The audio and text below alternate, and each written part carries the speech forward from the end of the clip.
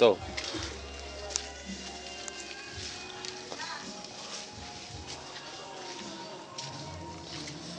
Yung pa na.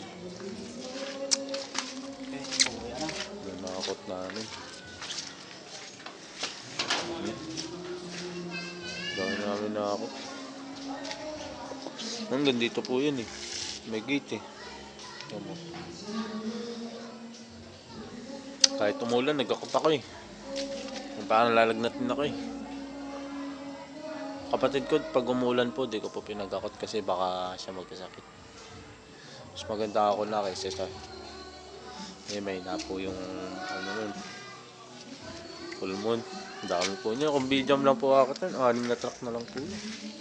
Yakang-yakan na po ng B-jam yan. Yun po oh. 5 po yung nabawas na simento.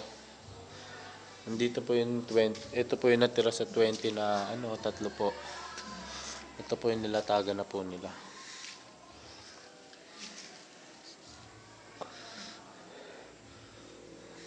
Kapal oh. Tingnan mo ta. Oh, lubog oh. Tingnan mo po. Oh. Kapal ng ano oh. Yung tansay oh. Tingnan yung tansay. 2. Ano po yung pinaka-CR. Dito po mangyayari yung pinto niya. Diyan po. Yan po yung hollow blocks na nakikita niyo po. Diyan po yung pinto niya. Tapos andito po yung pinaka-lababo niya. Diyan po.